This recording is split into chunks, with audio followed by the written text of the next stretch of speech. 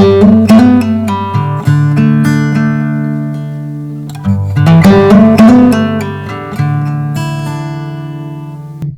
YouTube world, thank you for joining me.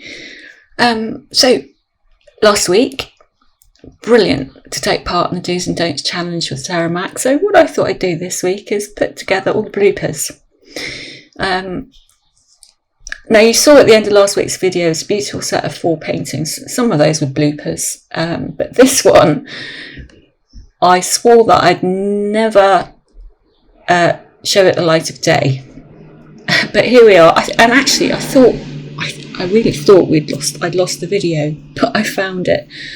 So here it is. I might interject with a few words here and there, but these are the bloopers, and I hope you enjoy them.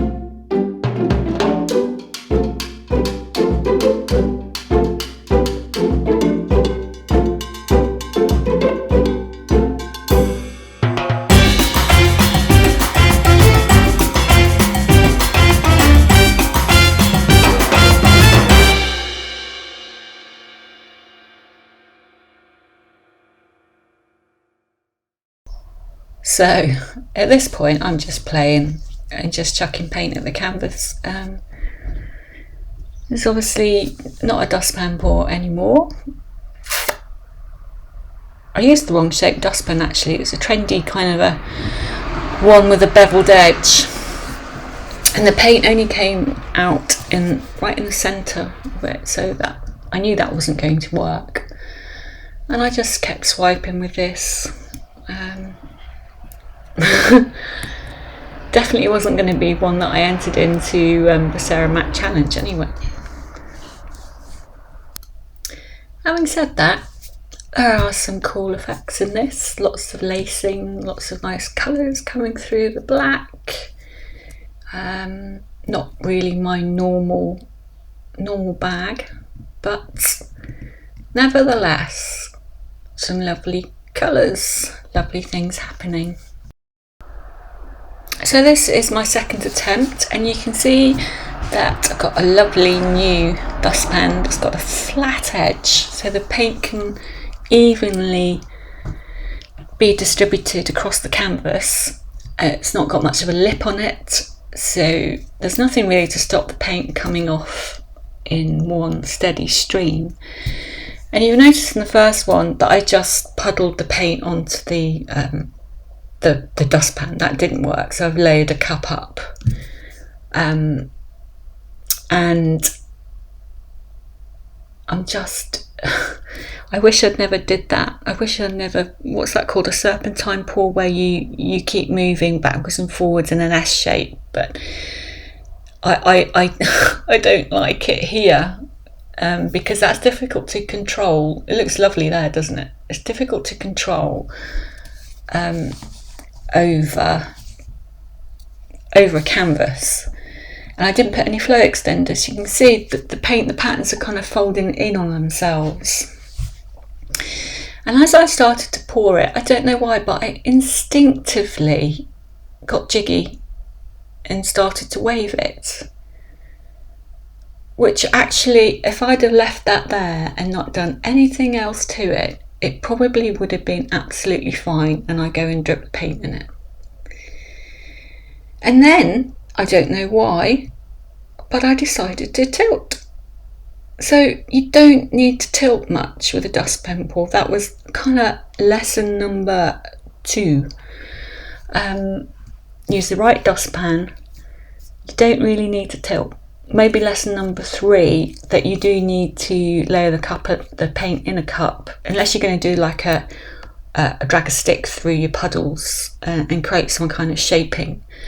But as soon as you start tilting, it's all gone haywire, and I don't like to see that zigzaggy effect in a pour.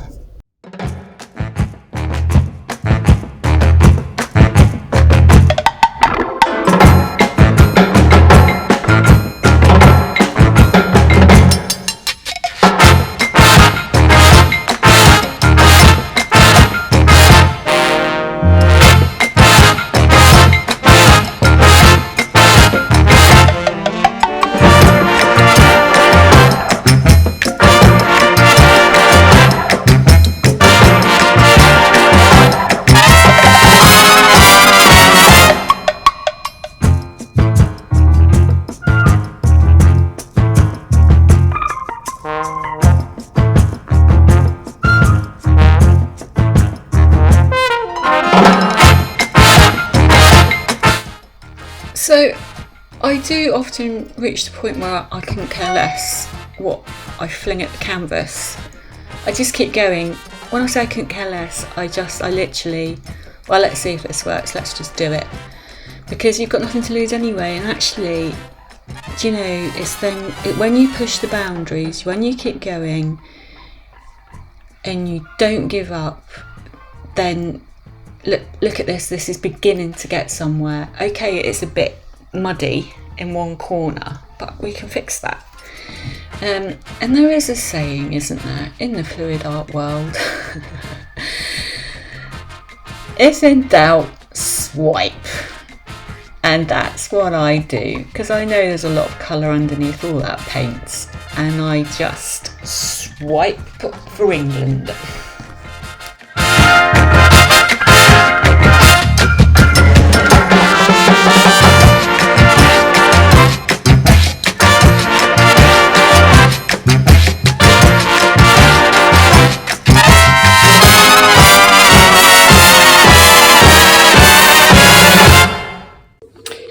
So, I just jumped to the end because I've lost the video. I have no idea where it went, but you can obviously see, I think I left off that a fly had landed and created some kind of line right across. So I had to drag my stick through, which has created some lovely effects, which is what I always used to do with swipes anyway. I haven't done a proper swipe for a long time. But then I decided to put some orange chain pulls in, just to break it all up. And don't forget, this was I just kept going, it was just an experiment. Just to see how far I could push it. Sometimes it works, sometimes it doesn't. So, somebody might like it. Oh, next door's dog. But the gold is lovely. So, dry results of the first one. I haven't really taken very good care of this. Actually, there's a couple of scratches on it because I didn't really like it. But funny enough, on this one, the fluorescent orange really does stand out. on this one more than any of the others. It's held its kind of lacing and really does kind of shimmer in the sunlight, that blue up there. It's quite dramatic. Not my finest work though.